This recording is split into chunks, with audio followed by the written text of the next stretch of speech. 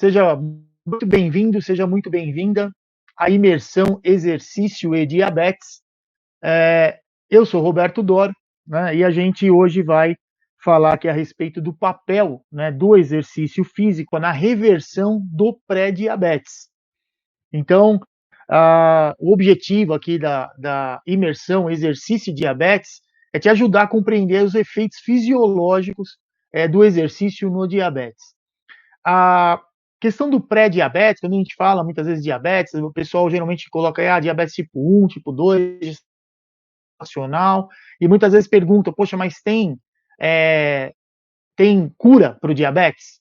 Na verdade, para o diabetes tipo 2, nós podemos sim evitar que ele aconteça, principalmente quando a gente consegue, no pré-diabetes, já tentar alguma ação. O indivíduo que tem diabetes tipo 2, ele já é uma pessoa que já teve distúrbio no metabolismo da glicose. A gente sabe que a partir do momento que as pessoas muitas vezes perguntam, mas o diabetes tipo 2, no pré-diabetes, a gente pode evitar que o indivíduo fique diabético.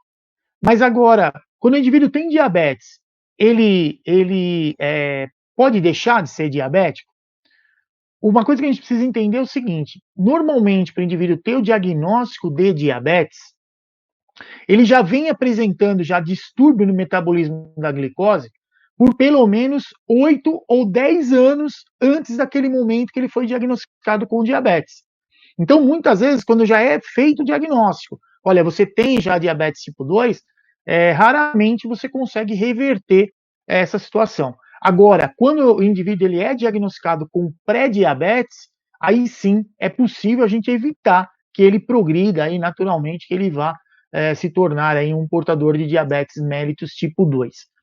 Então, o Emanuel está mandando aqui que a sua irmã vai começar a treinar com você após o resultado que recebeu. Então, você havia comentado, né, que a sua mãe ela tem diabetes tipo 2, que a sua irmã tinha tido lá um diagnóstico de pré-diabetes, e a gente sabe que o ideal é isso mesmo, é fazer exercício. O exercício ele sempre vai ajudar e ajudar muito. Só que o nosso desafio, que é justamente hoje, né, o que a gente vai comentar aí, é a gente conseguir fazer as pessoas se exercitarem e mudarem o estilo de vida. Isso é que é o importante aí nesse momento e é o nosso desafio. Primeiro, o que é o pré-diabetes? Né? O pré-diabetes é uma situação onde o indivíduo apresenta distúrbio no metabolismo da glicose, quer dizer, a glicose dele não está dentro do padrão normal, mas ele ainda não tem uma alteração suficiente para ser diagnosticado com diabetes. Então, vamos entender os extremos. Quando a glicemia normal de um indivíduo, pensando em 8 horas de jejum, ela deve estar abaixo de 100 miligramas por decilitro. Então, a concentração de glicose no nosso sangue, em pelo menos 8 horas de jejum, valores aí menores do que 100 miligramas por decilitro. Após sobrecarga, né, quer dizer, quando vai fazer o exame lá laboratorial, se ingere 75 gramas de carboidrato, é uma solução com 75 gramas, espera-se que esse indivíduo, após 2 horas, ele não apresente um valor superior aí a 140, então ele está abaixo de 140 miligramas por decilitro. No nosso dia a dia, o que a gente espera que aconteça? Que em jejum você tenha valores menores do que 100 e após se alimentar a qualquer momento do dia, aí, valores menores do que 140. Quando o indivíduo apresenta pré-diabetes, e aí, isso aí é o normal. E o diagnóstico do diabetes? O diagnóstico de diabetes é o indivíduo ter glicemia de jejum com valor igual ou superior a 126, ou então a qualquer momento do dia ter glicemias aí superiores a 200 miligramas por decilitro. Então isso sim classifica o indivíduo aí com diabetes, seja tipo 1, tipo 2, gestacional, não importa. O gestacional ele tem um outro critério, por conta da resistência à ação da insulina que a gestante tem. Então são outros valores. Mas para a população, de uma maneira geral, os valores que a gente tem para diagnóstico são esses. Só que o indivíduo que tem pré-diabetes, por que é chamado de pré-diabetes? Porque em jejum ele vai apresentar glicemias acima de 100 miligramas por decilitro, mas abaixo de 126. E 2 horas pós-sobrecarga, quer dizer, depois que ele se alimenta, o valor da glicemia dele fica superior a 140, mas fica inferior a 200 miligramas por decilitro. Então ele não tem diagnóstico ainda de diabetes mellitus tipo 2, que é ocasionado, a gente sabe, pela resistência à ação da insulina. mas ele já está apresentando resistência à ação da insulina, num processo aí inicial. Então, nessa situação, a gente consegue sim reverter esse quadro. E sabe-se que se providência nenhuma for tomada, o indivíduo continuar com o estilo de vida que ele tem, não fazer não iniciar nenhum tratamento medicamentoso, ele certamente vai ficar com diabetes. É isso que vai acontecer. Então é um processo natural. A partir do momento que o indivíduo é diagnosticado com pré-diabetes, ainda existe a possibilidade de nós revertermos esse quadro e não deixar ele progredir para o diabetes. Então, se a gente pensar assim, pode o indivíduo ter aí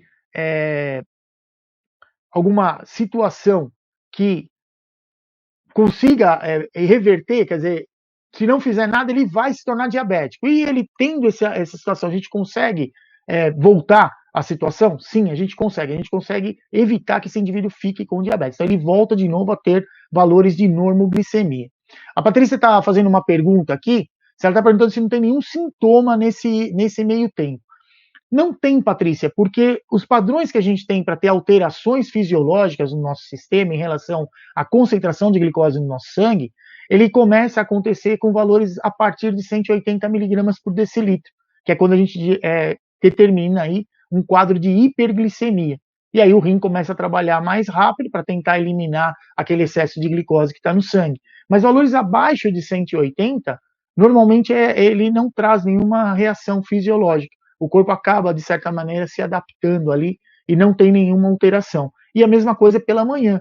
Acorda lá com mais de 100 miligramas por decilitro, mas abaixo de 126. Então, os sintomas clássicos que a gente tem aí do diabetes, que é o indivíduo filtrar mais rápido o sangue, urinar mais e sentir mais sede, ele não é presente no portador do indivíduo que está classificado como pré-diabético. Né? Então é uma situação aí que não tem, assim, aparentemente nenhum diagnóstico, nenhum sintoma, vamos chamar assim. O que é necessário, por isso que é necessário se fazer exame laboratorial. Ou a qualquer hora do dia aí medir a glicemia, né, com esses glicosímetros, que é o que a gente usa aí para o tratamento de quem tem diabetes, e se o indivíduo tiver com valor aí acima de 140, já seria interessante ser encaminhado aí para o exame laboratorial para realmente diagnosticar se tem aí já distúrbio no metabolismo da glicose, mas de primeiro momento é o que parece que acontece, mas tem que ser feito dessa maneira, tá certo?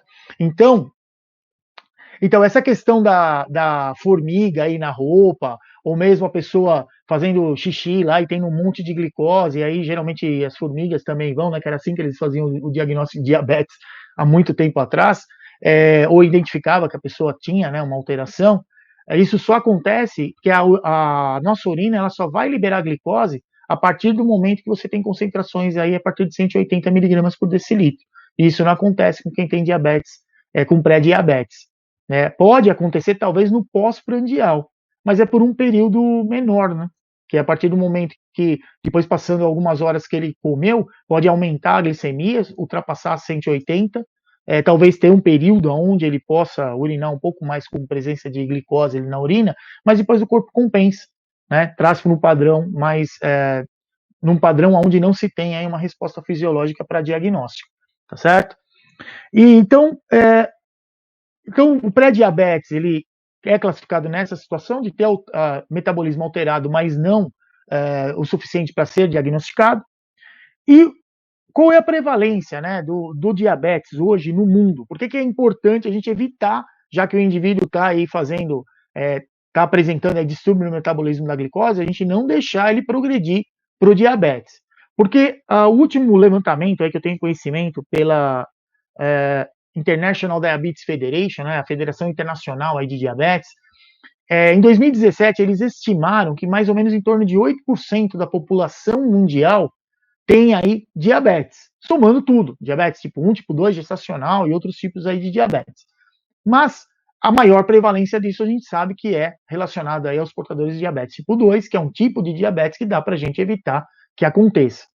E isso representa aí praticamente aí 425 milhões de pessoas com diabetes no mundo. E o que é pior, no nosso país, no Brasil, a gente tem aí a informação de que o Brasil, a nível mundial, o primeiro lugar no mundo em portadores de diabetes, na população, né, prevalência de diabetes, é a China.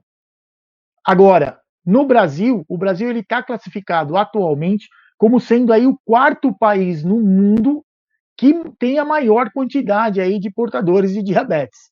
Então, quer dizer, a quantidade de indivíduos com diabetes no mundo e no nosso país já é uma quantidade extremamente elevada.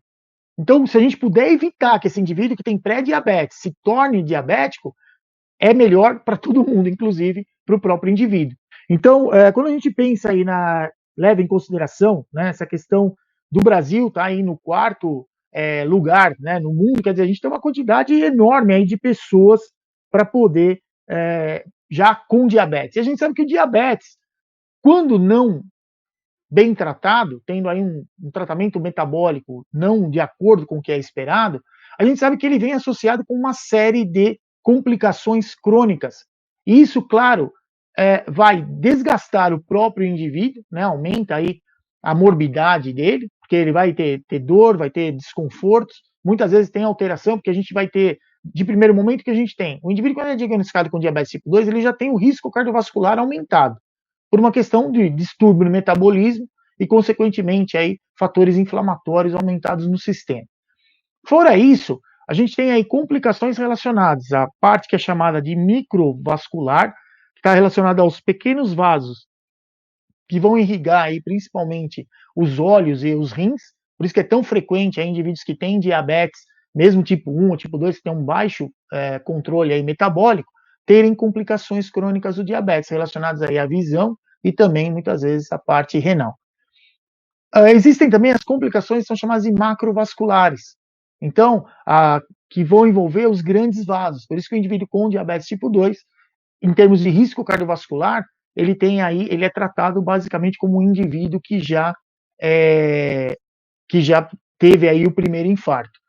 Então, a ideia é, o diabetes tipo 2, por si só, se não se consegue fazer um bom controle do diabetes, ele a médio e longo prazo, ele traz prejuízos muito sérios para a saúde. E essa complicação dos grandes vasos, normalmente também influencia muito em relação a diminuir a velocidade de retorno venoso. Então, é comum, muitas vezes, as pessoas com diabetes tipo 2 terem aí amputações frequentes. Começam lá numa parte do pé, daqui a pouco foi o pé inteiro, aí vai subindo, né, a perna, e assim vai. Então, é uma coisa que é algo que pode sim ser evitado, para evitar, inclusive, que o indivíduo fique com diabetes tipo 2. Então, quando a gente pensa aí nessa questão, leva em consideração, né, das pessoas com diabetes, a gente falando dos riscos, fora os riscos que a gente tem relacionados aí ao aumento do risco cardiovascular, ainda existe um problema sério relacionado à Organização Mundial da Saúde.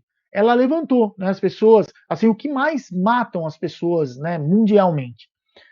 Em primeiro lugar, vem o tabaco, né? Então, quer dizer, o fumo, de certa maneira, ele aumenta, assim, porque a gente sabe que para cada cigarro que o indivíduo fuma, principalmente os vasos em membros inferiores, eles tendem a quase colabar, né? O vaso ele constringe demais. Isso aí, claro, dificulta aí a oferta de oxigênio, remoção de CO2 e uma série aí de alterações no sistema circulatório. E além disso, então o tabaco ele vem em primeiro lugar. Segundo lugar, aí a pressão arterial aumentada.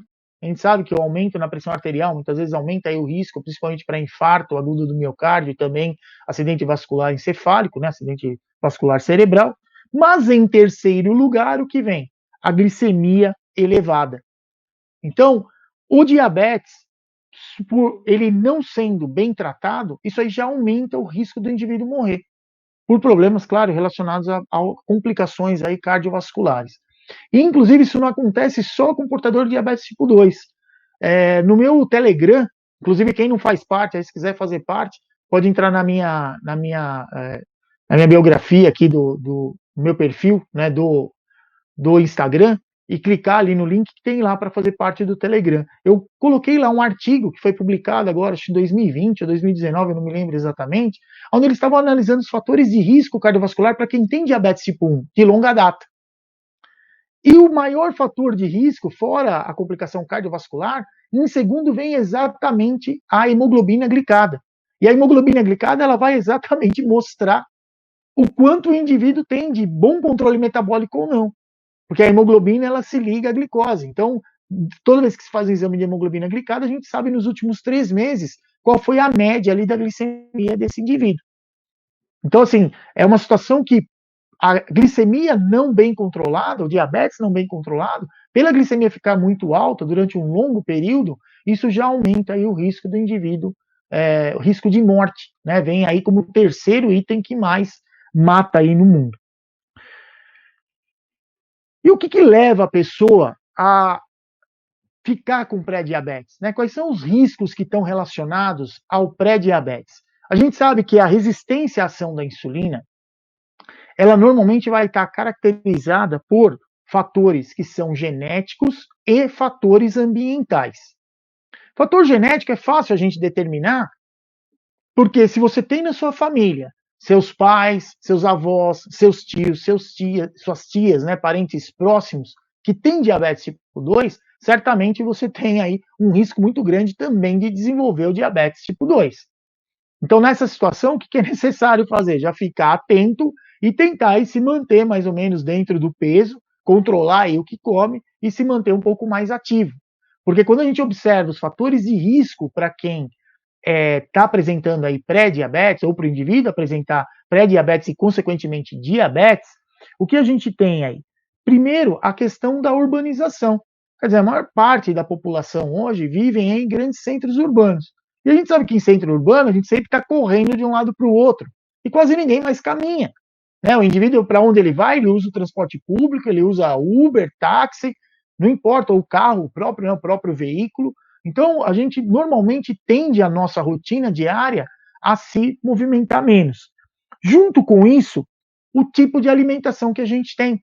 Né? Muitas vezes a gente fica um longo período fora de casa, belisca uma coisa aqui, outra ali, come o que tem por perto.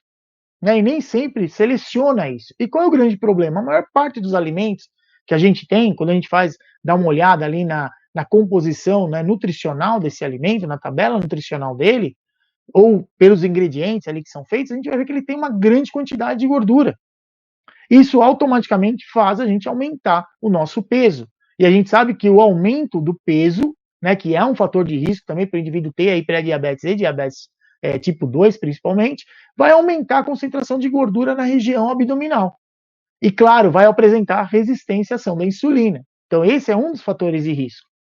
Além disso, a gente tem o dia a dia nosso, que está relacionado a uma vida que ela é normalmente com baixo nível de atividade física.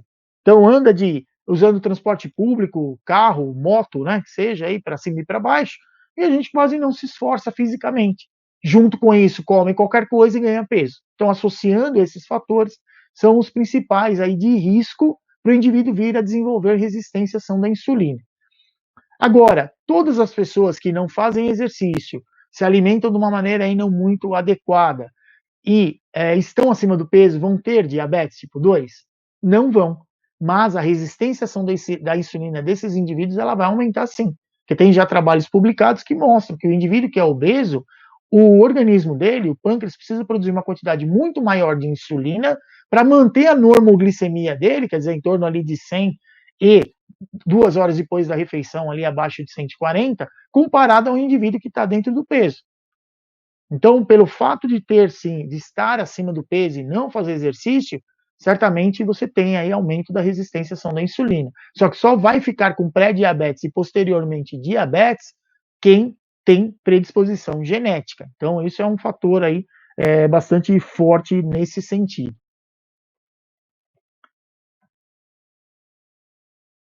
Ó, o Sandro Flávio está aqui, boa noite, Sandro. Ele está falando que ele conseguiu reverter aqui com exercício e dieta. Realmente a gente sabe que isso é o que mais funciona na prevenção do diabetes. Então, quer dizer, no caso de pré-diabetes, a gente sabe que é isso realmente que vai funcionar. Então, quando a gente pensa aí, o que a gente pode fazer para evitar que o indivíduo fique aí com diabetes? Em 2002, foi publicado um trabalho desenvolvido lá pelo Diabetes Prevention Program, que eles pegaram indivíduos que tinham pré-diabetes, que já tinham parentes próximos com diabetes tipo 2, então, quer dizer, ele estava apresentando resistência à ação da insulina, e junto com isso, ele também tem com diabetes, quer dizer, uma carga genética aí adequada para o indivíduo progredir para o diabetes. E eles iniciaram um estudo para tentar ver o que funcionava melhor. né, como para evitar que esses indivíduos no pré-diabetes se tornassem diabéticos. E aí o que aconteceu? Dividiram em dois grupos. Um grupo recebeu um medicamento que chama metformina, que é o medicamento que é mais utilizado no tratamento do diabetes atualmente. Toda vez que a pessoa apresenta lá diabetes tipo 2 ou resistência à ação da insulina, já tem algum distúrbio no metabolismo da glicose, a maioria dos médicos já prescrevem a metformina.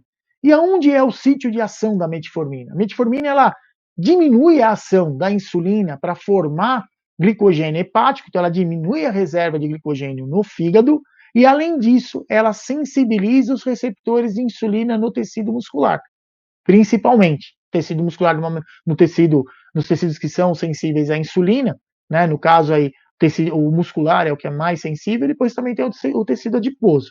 Mas esse medicamento ele sensibiliza o receptor, quer dizer, mesmo que tenha um pouco mais, ele diminui a resistência à ação da insulina e diminui a capacidade do fígado em ficar mandando glicose para o sistema. E é um medicamento que hoje, quando as pessoas apresentam algum distúrbio no metabolismo da glicose, a maioria dos médicos prescrevem. E não foi diferente nesse estudo em 2002. Eles pegaram um grupo que foi classificado lá com pré-diabetes e aplicaram a metformina para ver o quanto a metformina, ela como um agente não para o tratamento do diabetes, mas o quanto ela seria eficiente para evitar que o indivíduo com pré-diabetes se tornasse diabético. E um outro grupo fez o quê? Eles aplicaram a mudança no estilo de vida. E a mudança no estilo de vida é controlar o que você come e fazer exercício. O que eles, na época do estudo, o que eles levaram em consideração? Fizeram uma dieta para essas pessoas, que eles conseguissem ali diminuir o peso deles entre 5 e 10% do peso que eles tinham no início do estudo, e que o exercício fosse feito de acordo com a recomendação da Organização Mundial da Saúde, que é somar ali 30 minutos pelo menos de exercício aeróbio diariamente, ou pelo menos a maior quantidade de dias na semana, e ter uma somatória de pelo menos 150 minutos por semana. Esse estudo era para ele ter durado ali em torno de 5 anos, mais ou menos. Só que com 2 anos e 8 meses eles pararam o estudo, porque a divergência no resultado ele foi muito grande. Então o que aconteceu? Os indivíduos que usaram a metformina para evitar ficar com diabetes, eles diminuíram o risco de ficar com diabetes em 31%. E os indivíduos que mudaram o estilo de vida diminuíram esse risco em 58%. Quer dizer, foi quase o dobro, né, de diminuição do risco, onde mostra a eficiência do exercício. Mas aí você vai perguntar, ué, mas era exercício e o controle da alimentação. É a associação, que a gente sabe que sim, vai funcionar bem, principalmente quando se estuda a sensibilidade à ação da insulina, né, ver o quanto sensibiliza o receptor de insulina.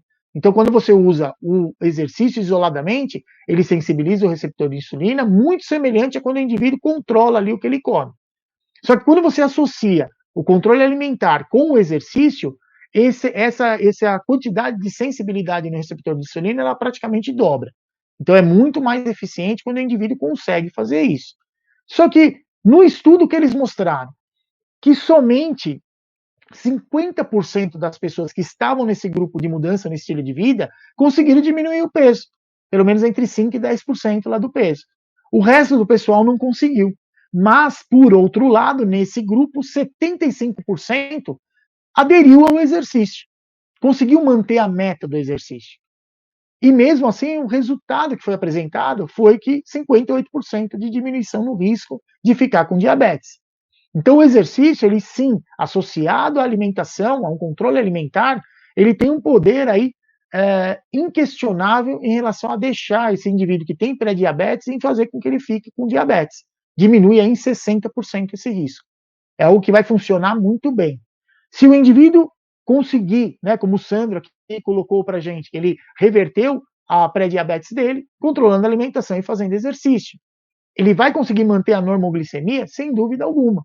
Mas a partir do momento que ele parar de fazer exercício, começar a ganhar peso e começar a comer desenfreadamente, consequentemente, ele tem um fator genético que vai ser propício para ele se tornar diabético. Então, ele vai voltar a ter resistência à ação da insulina, pré-diabetes e diabetes, se não tomar nenhuma providência. Então, é algo que a gente tem que entender assim: funciona? Funciona, mas é por toda a vida. Você tem que se manter sempre na linha, sempre se monitorar. Isso é extremamente importante para que se tenha sucesso nessa situação. E esse estudo ele trouxe essa informação importante que mesmo parte do grupo não conseguindo perder peso, ainda diminuiu o risco porque eles aderiram pelo menos ao exercício. Então, se o indivíduo, às vezes as pessoas ficam, mas eu gosto tanto de comer uma coisa, eu gosto de comer outra, tudo bem, vai tentando diminuir a quantidade que você come. Não é parar de comer, continua comendo, mas se reeduca, come em porções menores, mais vezes ao dia. Isso certamente diminui aí o risco e você sendo aderente ao exercício, aumenta o gasto energético, consequentemente você vai ter sucesso aí em fazer a manutenção do peso, ou mesmo que não tenha tanto sucesso em fazer a manutenção do peso, você pelo menos vai sensibilizar o receptor de insulina pela própria prática do exercício físico. Então isso é uma coisa que é interessante aí para a gente poder pensar em fazer. Agora, deixa eu ver que tem uma pergunta que a Tatiana que fez, que a predisposição genética, né, ela se deve aí somente ao diabetes ou não? Então, a predisposição genética que a gente fala assim, para todas as doenças, né, sempre você tem aí alguma predisposição, por exemplo, hipotireoidismo, todas as doenças que são crônicas aí não transmissíveis, elas têm uma questão de fator genético que vai influenciar. Eu, particularmente, não sei te dizer, porque o que eu estudo é exercício de diabetes. Então, com o diabetes, eu posso te afirmar que existe sim esse aumento na resistência à ação da insulina em quem está acima do peso. Se o indivíduo associar aí a alimentação com o exercício, vai diminuir, diminui o risco, mas para o diabetes, para outra doença, eu não sei aí te informar. Porque a gente sabe que tem também a associação aí da hipertensão relacionado ao diabetes, né? Mas muitas vezes também quando a gente observa que indivíduos com diabetes que vêm de famílias de hipertensos, então existe sim uma carga genética também aí para a hipertensão. Mas assim, o que eu posso te afirmar é que para o diabetes tem, para a hipertensão normalmente ela está associada ao diabetes, né? Que a gente sabe que também tem uma carga genética para isso, mas muitas vezes com relação aí ao comportamento que o indivíduo tem, ele vai impactar aí bem mais. E aí surge aí uma outra pergunta, né? O exercício é muito bom, e qual tipo de exercício que a gente tem que fazer? O detalhe, pessoal, foi o que eu acabei de comentar. No estudo, o que eles colocaram? O que é recomendado pela Organização Mundial da Saúde. Vai lá fazer trabalho aeróbio, por pelo menos aí 30 minutos. Então, a gente sabe que o exercício ele vai diminuir aí a resistência à ação da insulina. O exercício aeróbio, ele faz isso, ele diminui a glicose rapidamente. Só que, onde está o X aí da nossa questão? Exatamente relacionado ao indivíduo, ele tem pré-diabetes. Ele tem que fazer o exercício e controlar a alimentação. Isso é o que mais vai funcionar. Que exercício que ele vai fazer? O exercício que ele mais gostar de fazer. Porque a gente tem que garantir o sucesso para o trabalho. Porque muitas pessoas, é engraçado isso, né? Tem pessoas que adoram treinar em sala de musculação, gosta de fazer trabalho de força. E a maioria dessas pessoas, quando você vai conversar com ele não gosta de correr. Ele não gosta de trabalho cíclico, por exemplo. Não gosta de pedalar, não gosta muito de correr, a não ser que ele seja um atleta e esteja ali na sala, na sala de musculação treinando para ajudar ali no condicionamento físico dele dentro da modalidade que ele está inserido. Mas, de uma maneira geral, quem gosta de correr também detesta ir para a sala de musculação. Eu não vou fazer musculação, não gosto. É questão de gosto da gente. Então, assim, precisa fazer? Se a gente pensar no nosso corpo, que a gente perde massa magra, o correr é muito bom porque ajuda a parte cardiovascular, cardiocirculatória, melhora a quantidade de eritropoetina, né, que é um hormônio que vai ajudar a produzir mais hemoglobina. Então, tudo isso são coisas boas para o nosso corpo. Só que, assim, o que é importante nesse momento é fazer o que você gosta, porque vai ser para a vida inteira. Isso aí foi um problema que eu tive quando eu fui diagnosticado lá com diabetes, ainda criança. Quando eu tive lá 11, 12 anos de idade, eu comecei a praticar arte marcial. E até então, isso era assim, não é recomendado quem tem diabetes fazer isso. É perigoso. Perigoso porque achava que todo mundo que tinha diabetes ia ter retinopatia e ia ficar cego por causa disso. Né? E eu tô aqui, né, hoje, né, contando aqui para vocês essa história. Então, quer dizer, por que eu fui fazer arte marcial? Porque eu gostava de fazer arte marcial. Eu era criança, eu jogava bola, eu andava de bicicleta, andava de skate, fazia tudo. Mas o que eu mais gostava era fazer arte marcial. Então foi aonde eu me empenhei, né? E eu acabei diminuindo aí a minha prática quando eu estava lá no mestrado por uma questão de escolha. Já na vida adulta eu tive que escolher para que lado eu ia. Mas na questão do exercício, você tem que escolher o que você gosta de fazer. Isso é importante, porque você vai fazer para sua vida inteira. Você não vai fazer só agora, um pouquinho para, não quero ficar com diabetes, aí daqui a pouco para. Não, vai ter que fazer sempre. Então tem que fazer algo que você goste. Isso é importante. E claro, todo exercício ele vai ter aí, ele vai te ajudar a uma situação, mas muitas vezes ele deixa a outra meio de lado. Então, por exemplo, quem gosta de correr, é legal, trabalha a parte cardiorrespiratória, produz bastante hemoglobina, sensibiliza bastante a receptor de insulina, a resposta glicêmica é extremamente rápida. Quem gosta de pedalar também é uma situação semelhante. Mas qual é o grande problema? Quando a gente pensa na quantidade de microlesões que são geradas com essas atividades no tecido muscular, elas são muito menores quando comparadas ao trabalho de força.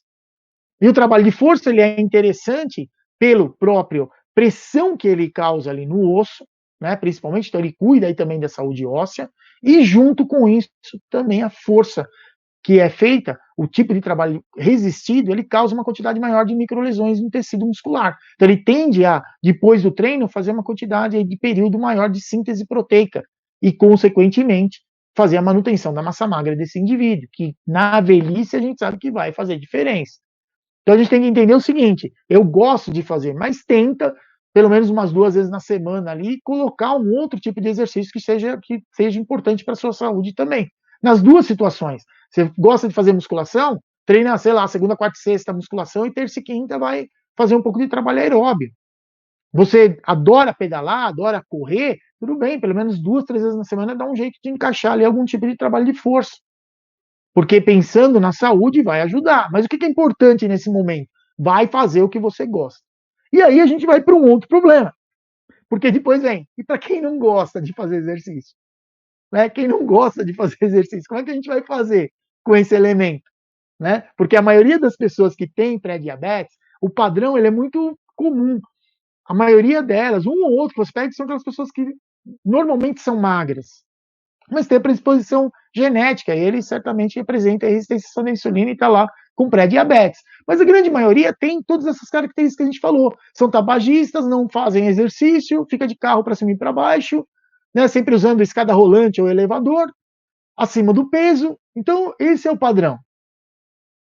E a pessoa normalmente fica assim, muitas vezes, porque ele também não se sente muito atraído para fazer exercício.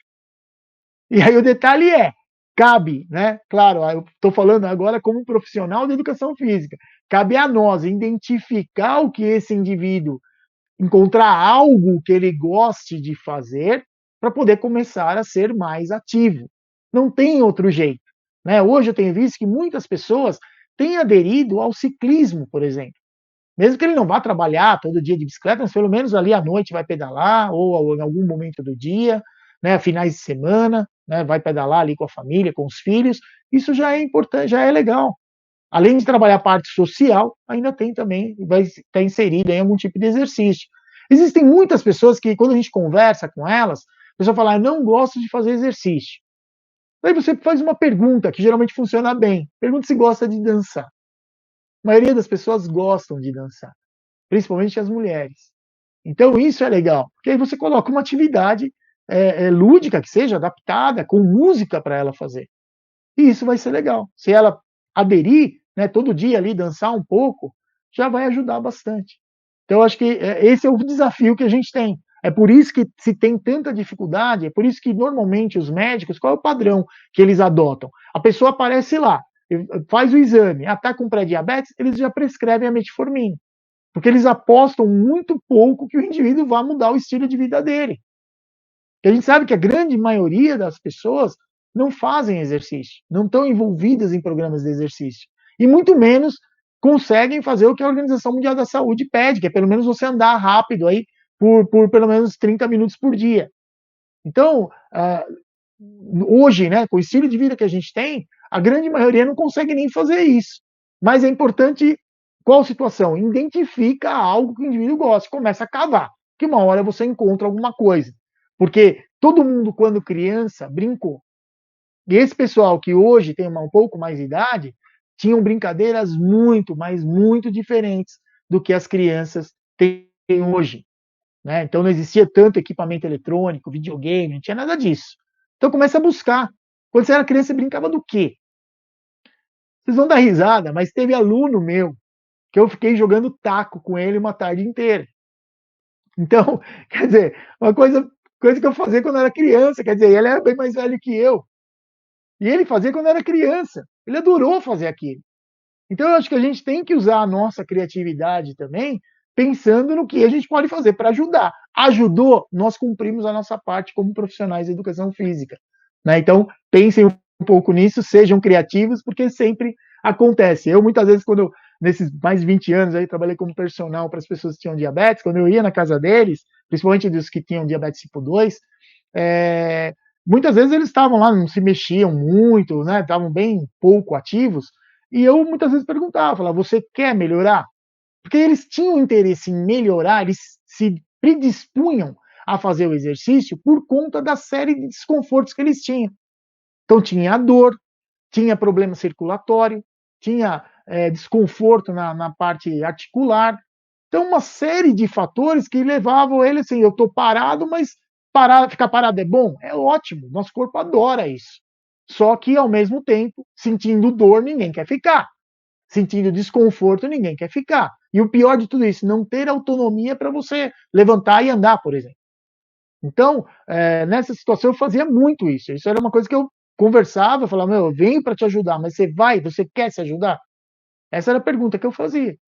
Porque muitas vezes, assim, a gente tem uma situação onde nós temos conhecimento para ajudar. Estou falando para vocês exercitarem a sua criatividade, quer dizer, a gente tenta aí fazer o que dá para ajudar, mas às vezes a pessoa também não está afim, aí não tem o que a gente fazer.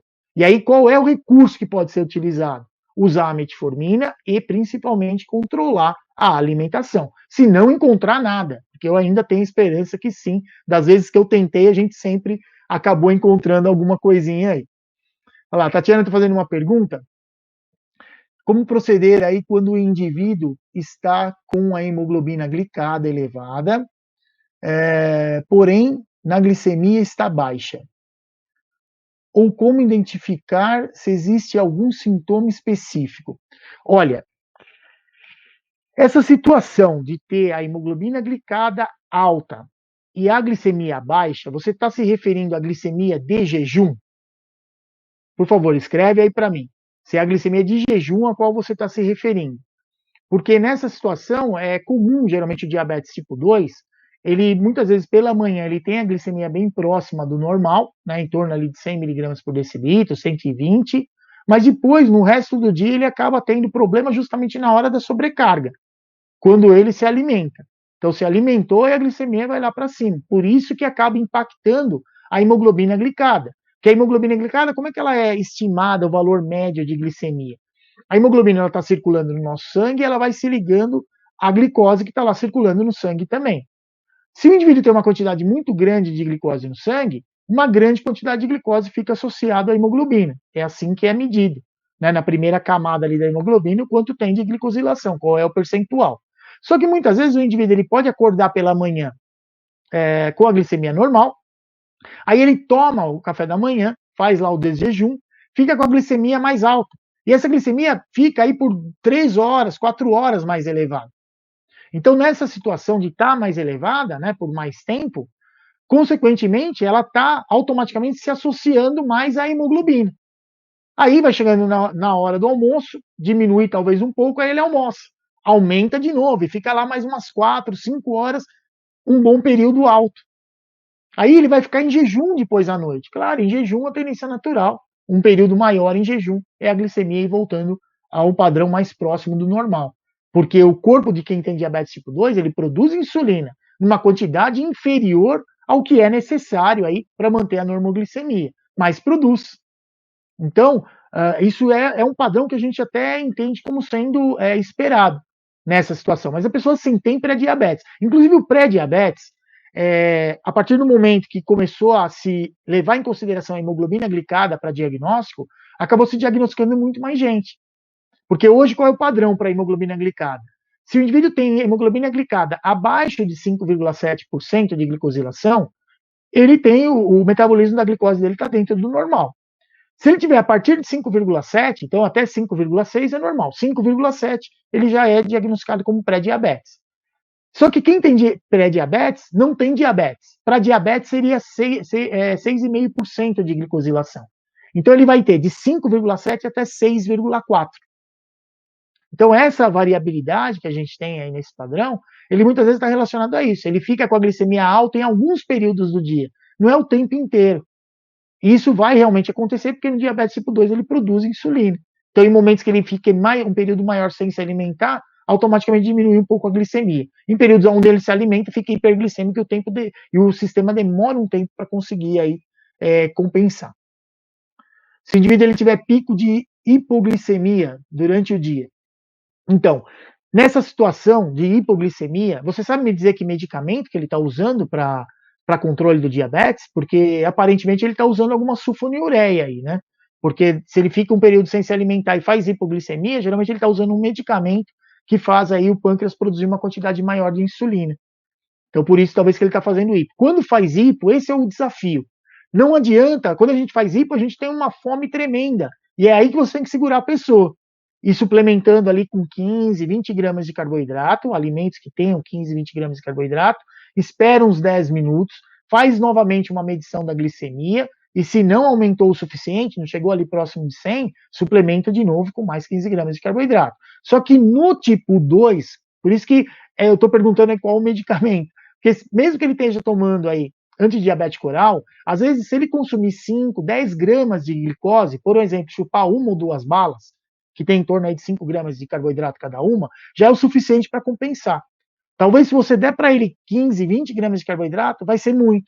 Para quem tem diabetes tipo 2, normalmente você compensa com uma quantidade menor de glicose, comparado aí a quem tem diabetes tipo 1. Porque no diabetes tipo 1, ele está fazendo hipo porque tem muita insulina circulando.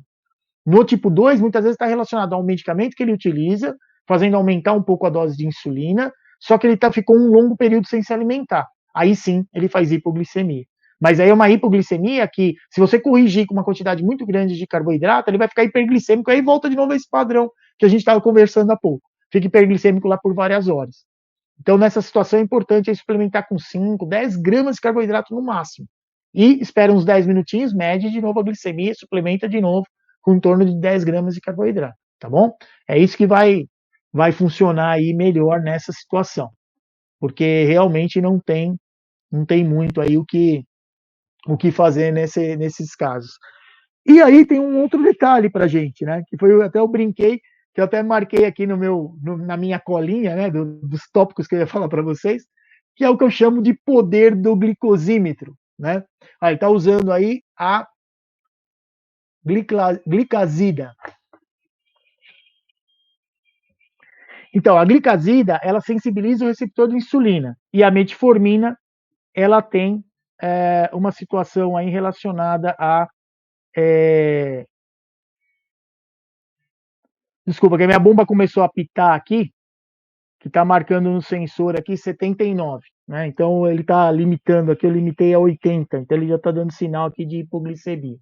Mas nessa situação, a gente tem aqui um tipo de medicamento associado, né? Então ele usa um medicamento que sensibiliza o receptor de insulina, diminui a resistência à ação da insulina, e junto com a metformina, que também diminui a resistência à ação da insulina e diminui a quantidade de glicose que vai ser formada ali no fígado, tá certo? Então é por isso que se ele fica um período aí sem se alimentar, ele acaba, assim, fazendo hipoglicemia. Agora, precisa monitorar melhor essa glicemia dele aí, porque não é interessante que ele fique hiperglicêmico no pós-prandial. Talvez tenha que associar mais um antidiabético oral aí, uma linha mais nova de medicamento aí, que ela é glicose dependente. Ela vai ajudar aí a produzir mais insulina quando ele se alimenta, tá bom? Mas isso aí é coisa que o médico tem que fazer. Eu só estudo, eu não prescrevo nada. Mesmo que eu sou profissional de educação física. Então, o detalhe, pessoal, é o seguinte: a questão aí do poder do glicosímetro, ela está relacionada a essa situação que a gente estava conversando agora aqui com a Tatiana. Quer dizer, o indivíduo ele está fazendo hiperglicemia lá depois do exercício. Como é que a gente identifica isso? Como é que a gente identifica como é que está a glicemia da pessoa? Medindo mais vezes por dia. Infelizmente, as pessoas que têm diabetes tipo 2, é muito comum você conversar com a pessoa, o hábito dele é, eu meço, ou mede só de manhã quando acorda, que está um período longo em jejum, então muitas vezes a glicemia ela tende a estar mais baixa por conta disso, ou então o indivíduo ele mede ali uma vez ou outra, às vezes uma vez por semana e em jejum também. Então, o que é importante nesse momento? Identificar aonde a glicemia dele está ficando mais baixa, mais alta. E claro, nessa situação, que normalmente eu vou dar uma dica para vocês, é no pós-prandial. Então, se você pedir para a pessoa se alimentar e depois de 2 horas medir a glicemia, você vai ver que vai estar lá acima de 140 miligramas por decilitro. 156, 58, às vezes 160. É comum isso acontecer. Então, o que é legal fazer? Né, que eu chamo aí do poder do glicosímetro. É você, nesse período, conseguir, depois de 1 hora que a pessoa se alimentou, medir a glicemia dele antes, fazer o exercício com ele e medir a glicemia no final, por pelo menos aí 30 minutos. E aí o que vai acontecer? Você vai mostrar para ele o poder que o exercício físico tem de diminuir a glicose desse indivíduo.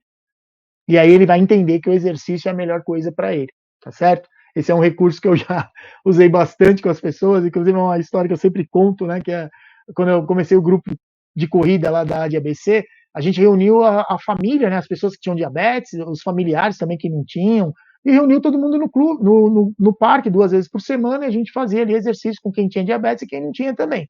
E a gente media a glicemia de todo mundo. E aí o que acontecia? O pessoal media a glicemia ali antes, ia fazer o exercício, e depois media e falava, nossa, professor, como abaixou. Né? Hoje mesmo a Mari, ela postou lá que ela foi fazer exercício e estava lá 212 no início do exercício, no final do exercício estava 92, se eu não me engano, 96, alguma coisa assim. Então, quer dizer, o exercício ele é poderoso para isso. Isso aí não resta dúvida. Mas as pessoas muitas vezes duvidam disso. E muitas vezes acham que o exercício está associado a você ir para academia para fazer. Esse é um outro erro também. Então cabe a gente, como profissional de educação física, mostrar que isso é possível. Não, essa época está sendo a melhor para a gente nesse sentido, porque a gente está conseguindo mostrar para todo mundo que é sim possível fazer exercício em casa de maneira totalmente adaptada. Então não precisa ir exatamente para academia para fazer isso.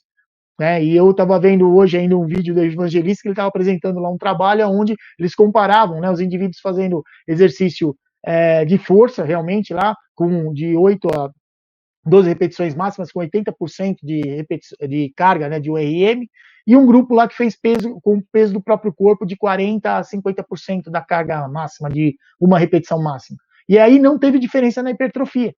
Então, olha que interessante que é. Claro, um grupo ganhou mais força por conta do trabalho, característica do trabalho de força, e o outro ganhou mais resistência. Mas em termos de hipertrofia, ele foi muito parecido. Então, se você trabalha até a falha, o tipo de exercício que você está fazendo, você consegue ter resultado.